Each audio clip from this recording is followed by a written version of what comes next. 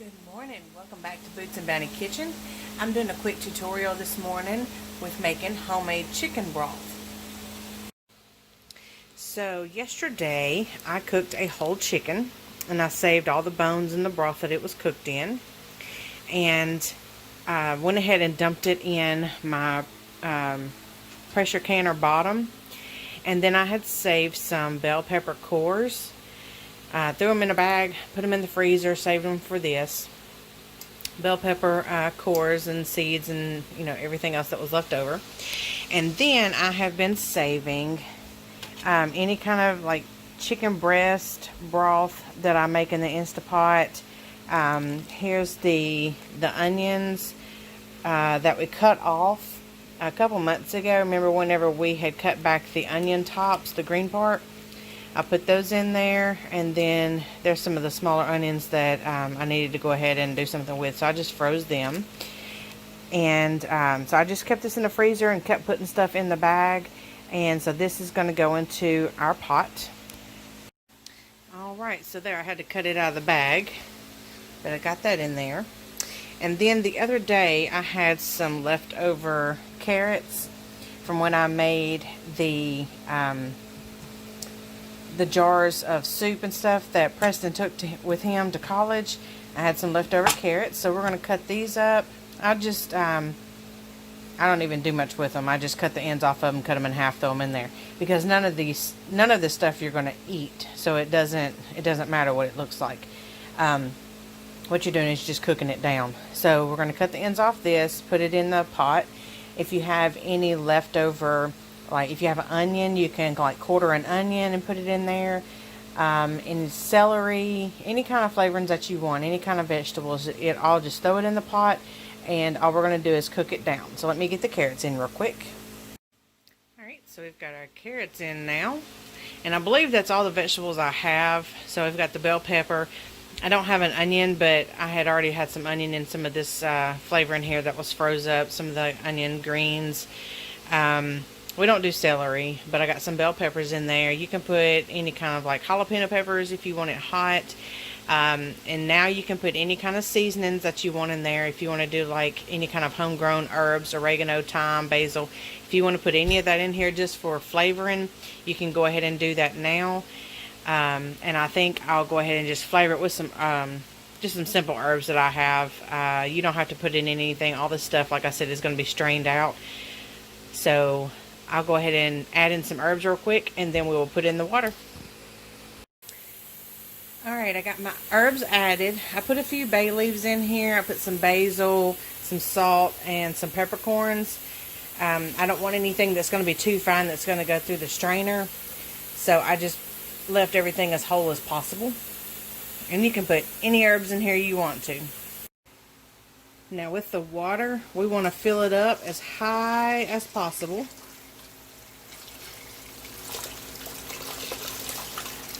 And I usually, whenever I don't have this big block in here and I'm just doing just a single chicken carcass, I will usually use about 4 gallons of water. And here's 2.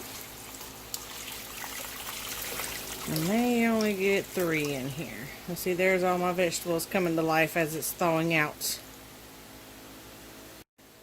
And here goes number 3.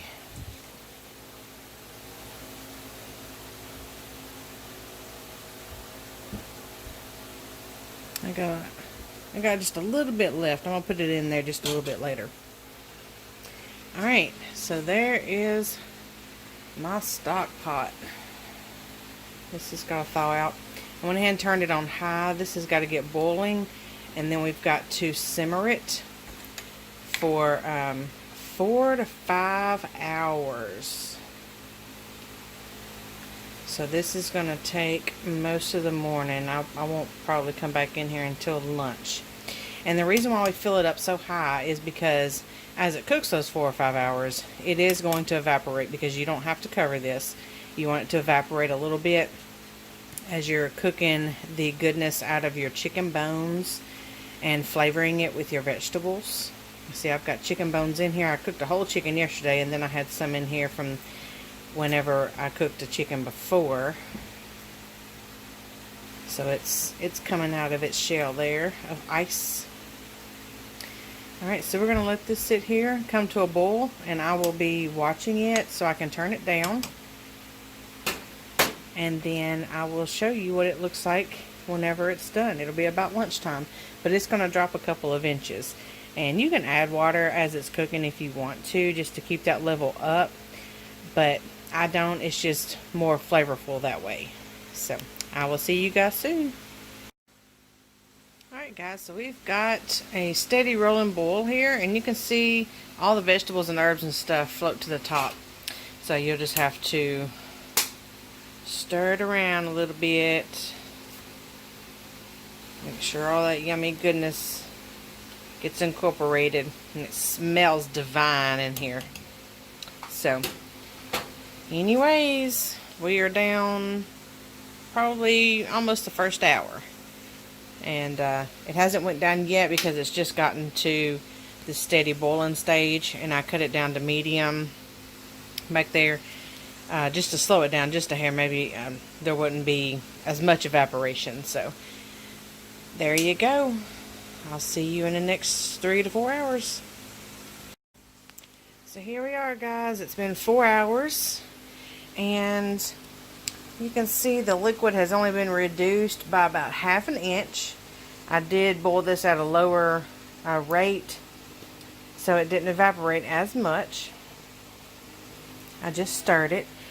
But you can do 2 things from here. You can let this cool off for a few hours, and you can either strain it and can it from it cooling off, just setting out room temperature, or after it gets down, and this is probably going to sit out overnight to cool off enough, but if you wanted to sit this whole thing in the refrigerator overnight, it will create a film.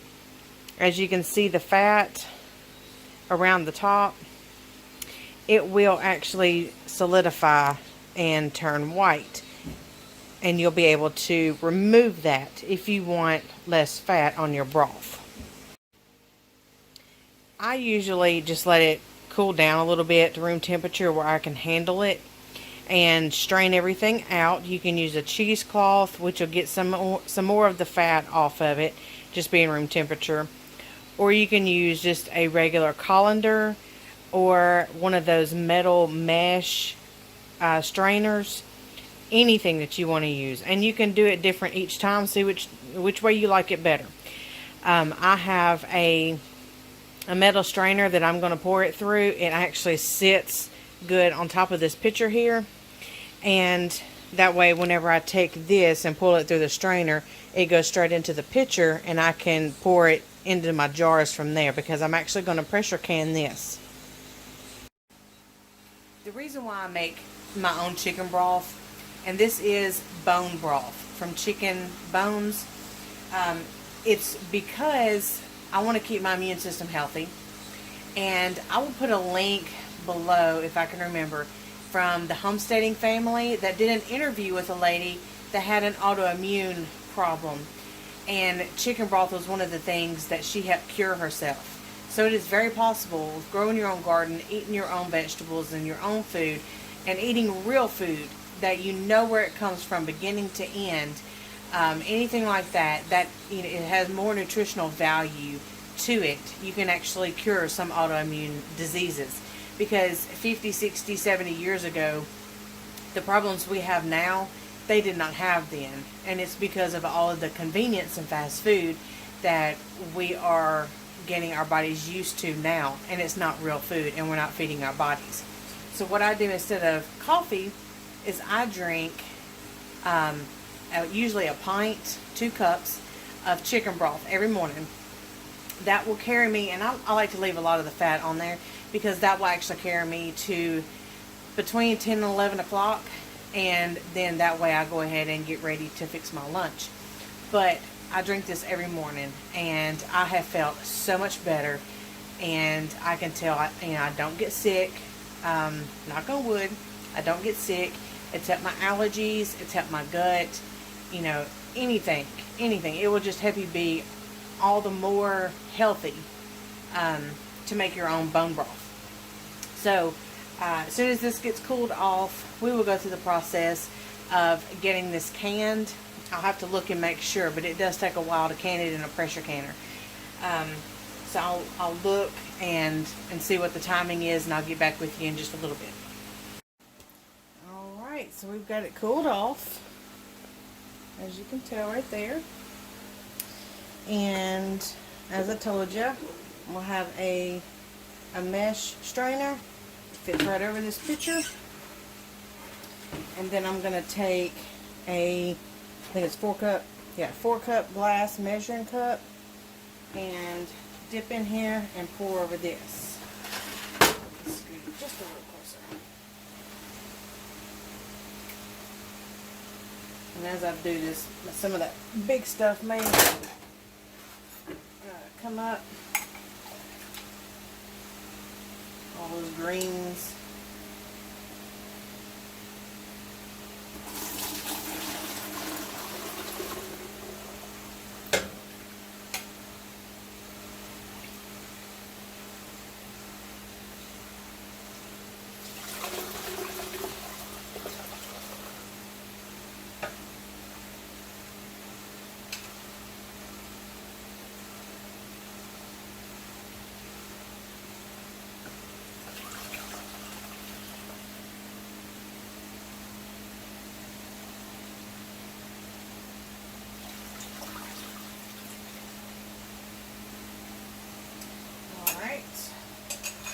As my pitcher gets full, you see all our goodies in there.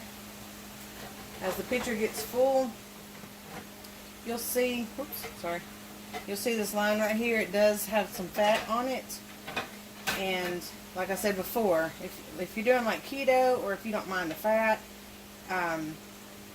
then you can leave that on there. If not, go ahead and either put this in the refrigerator, or you can put the big canner in the refrigerator if you have room, and let that get cold. It'll get hard, and you can scrape that off the top with a spoon, and then you can go ahead and can it. But I'm gonna go ahead and get the rest of this filtered, and I put it in pint jars because, like I said, I'll drink it every morning, and if I don't, I can definitely tell. But I put this in pint jars, and it goes in the pressure cooker or pressure canner for 20 minutes for pints, and I believe 25 for quarts. So if you want to do some quarts, you know, for cooking and stuff like that, that'll be fine. Or if quarts is all you have, you can, if you're going to drink it for immune system, then you can drink half of it in the morning and half of it the next morning or something like that. But it cans for 25 minutes, pints for 20. So I'm going to go ahead and get the rest of this strained off real quick, and then we'll be back. Alright, so out of that, I got 2 packs of 12 pints, so that's 24 pints. They look really good. Really good and clear. And if you wanted to filter that some more and get the rest of that off, that's fine. I do have some herbs floating around in there. I don't know if it'll focus on it. Yeah, there's one. I got some herbs that are floating around in there, and that's okay. It's flavor. Alright, so I am actually leaving those in the refrigerator overnight, and I'm going to process them tomorrow, because since I got 24, you can do 9 pints in a Presto 16 quart, but I'm going to do, since it's 24, I'm going to do 8 pints. I'll just work on that tomorrow whenever I have time to get 2 going at a time. Alright, so let's open this up.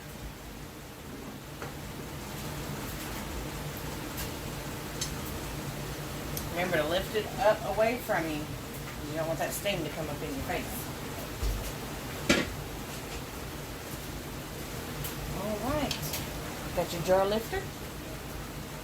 My one broke handle. And let me get a towel. These babies will be hot.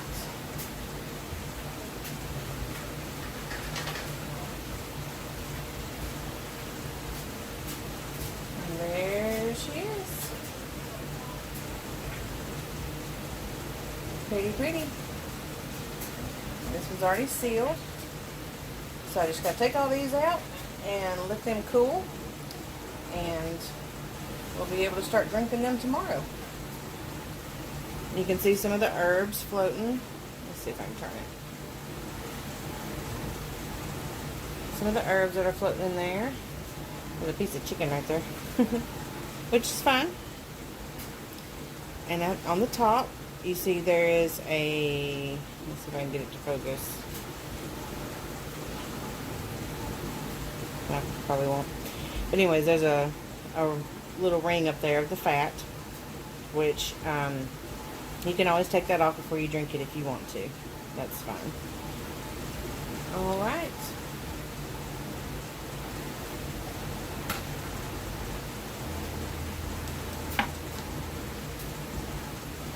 There's the rest of them.